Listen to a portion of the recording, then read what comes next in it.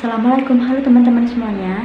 Jadi hari ini kita akan belajar tema 1 muatan IPA tentang perkembangbiakan tumbuhan secara vegetatif. Nah, apa sih perkembangbiakan tumbuhan secara vegetatif itu? Perkembangbiakan secara vegetatif adalah cara perkembangbiakan makhluk hidup yang terjadi tanpa melalui perkawinan. Perkawinan adalah peristiwa bertemunya sel kelamin jantan dan sel kelamin betina. Perkembangbiakan secara vegetatif dikelompokkan menjadi dua macam, yaitu perkembangbiakan vegetatif alami dan perkembangbiakan vegetatif buatan. Pada perkembangbiakan vegetatif alami, makhluk hidup baru terbentuk tanpa bantuan manusia.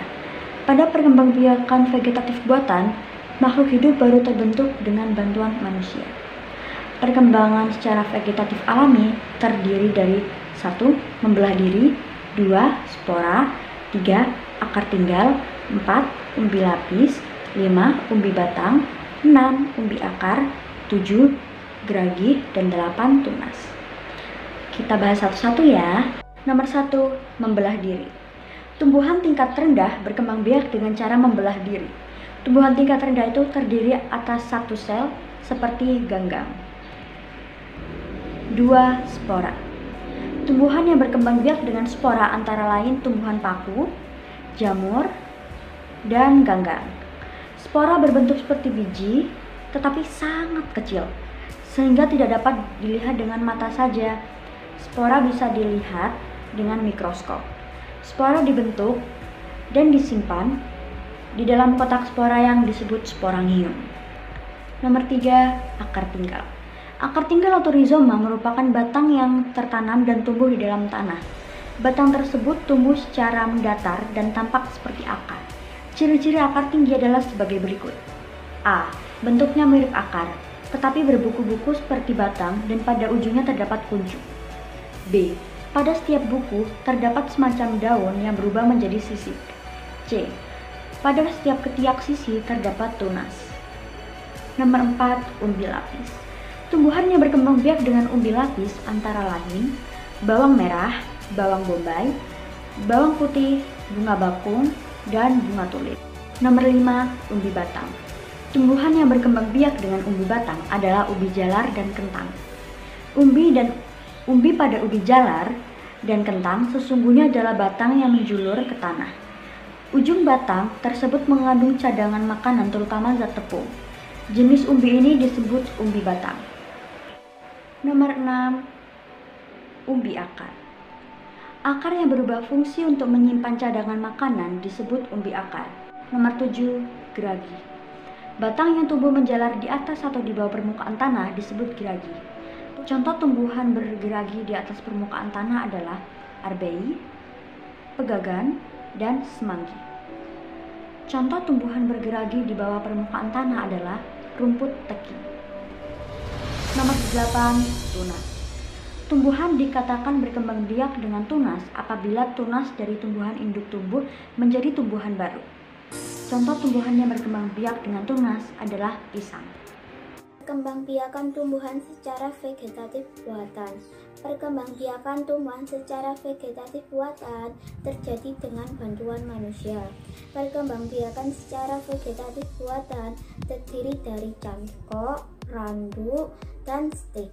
1. Cangkok, contohnya buah-buahan. 2. Stik. Perkembangbiakan dengan cara stik dilakukan dengan cara menanam bagian tertentu tumbuhan tanpa menunggu tumbuhnya akar baru terlebih dahulu. Macam stik ada dua, yakni yang ke-1 stik batang dan yang kedua stik daun. 3. Menempel atau okulasi. Okulasi adalah cara perbudidayaan tanaman yang menempelkan mata tunas dari dua tanaman yang sejenis tetapi berbeda sifatnya. Misalnya, mangga mana lagi dengan mangga aromanis. Tujuannya adalah mendapat tanaman baru dengan sifat unggul dari dua atau lebih tumbuhan berbeda. Cabang yang baru akan memiliki sifat dari kedua tanaman.